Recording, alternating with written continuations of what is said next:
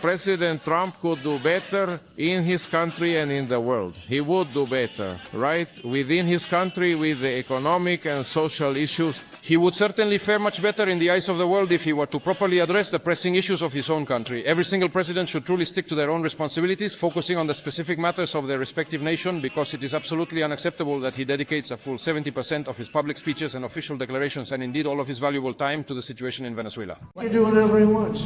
What's your end game? Maduro? What's your end game?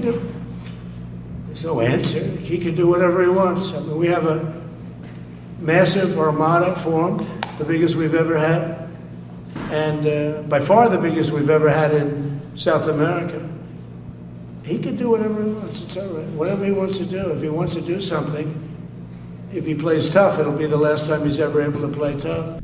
About Venezuela, sir, have you spoken to American oil companies that have had their assets seized about what a post-Maduro Venezuela would mean for them, what coming back and restarting operations? The big ones, yeah. I have. Yeah, please. Why do you feel like this initiative was neglected for so many years, and does this come amidst the rising tensions between the U.S. and Venezuela? We're talking about with Venezuela? Yes. Well, you had a different kind of a president before me. They didn't mind being ripped off. They didn't mind being robbed. They didn't mind drugs pouring into our country. They didn't mind the jails of Venezuela and Trinidad being emptied into the U.S., where they take over Colorado and other places. I do mind. So you had a different kind of a president. I hope people are enjoying it, because we've never been respected more than we are now. Yeah, please. Good afternoon.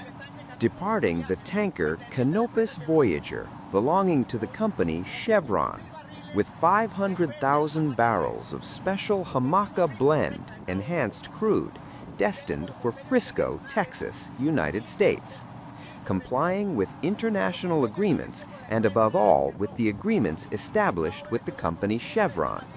The Venezuelan state thus fulfills its commitments. A dramatic escalation is unfolding in the Caribbean as oil, power, and geopolitics collide once again. On Sunday, a Venezuelan oil tanker owned by U.S. energy giant Chevron left port, carrying 500,000 barrels of crude bound for Texas. The departure comes at a moment of rising tension, just days after the United States intercepted multiple oil tankers near Venezuela's coastline. The vessel, named Canopus Voyager, departed with 500,000 barrels of special Jamaica blend crude destined for Frisco, Texas.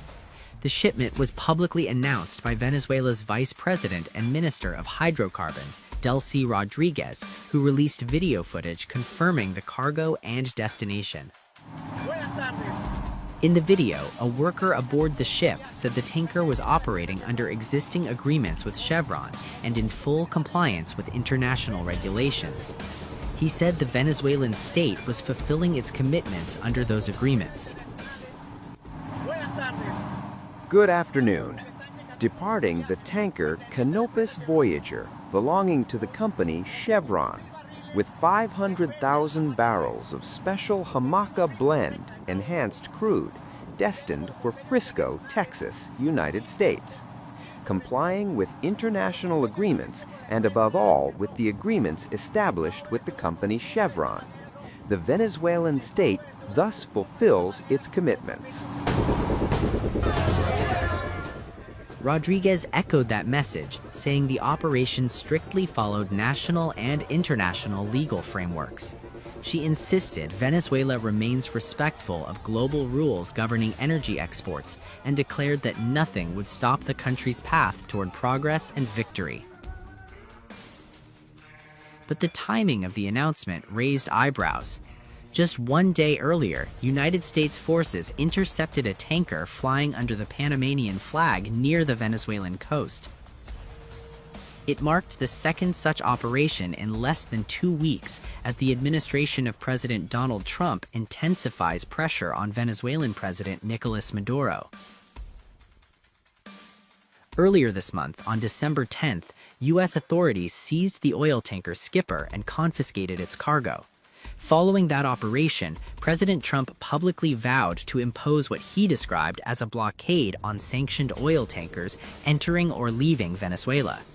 That blockade warning now appears to be taking shape. Just a blockade. We're not going to let anybody going through that shouldn't be going through. You remember they took all of our energy rights. They took all of our oil from not that long ago, and we want it back. But they took it. They illegally took it.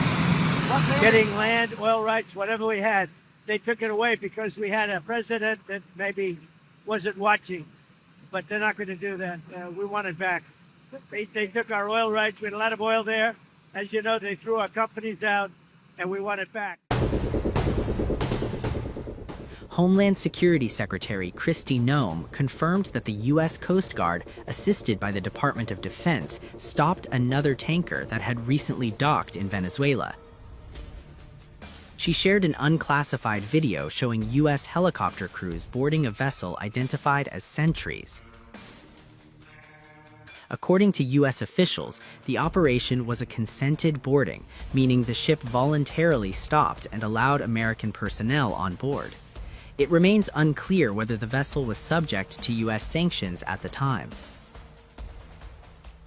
Marine tracking data showed the tanker operating under the Panamanian flag and moving close to Venezuelan waters.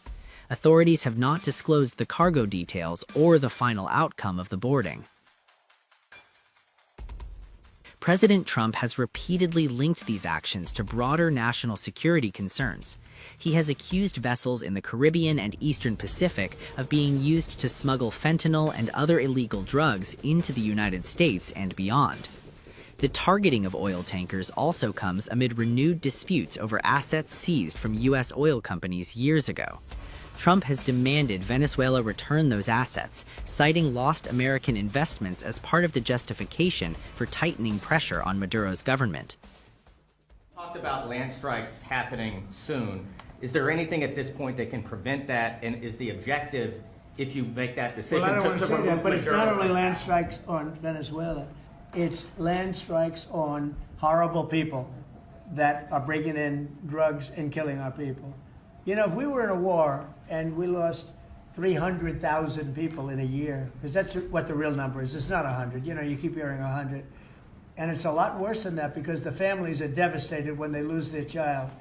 If we were in a war and we lost 2 or 300,000, but I think it's more than 300,000, and that's a war that's like a war that would be unparalleled. Nobody's ever seen anything like that, and that's what's happening. So it doesn't necessarily have to be in Venezuela. It's people that are bringing in drugs to our country are targets.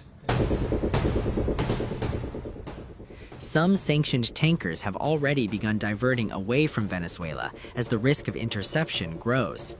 Against this backdrop, the departure of the Chevron-linked Canopus Voyager underscores the fragile balance between enforcement and exemption as oil continues to move, even while a de facto blockade takes shape. What happens next may determine whether energy shipments remain a pressure valve or become the next front in a rapidly escalating standoff.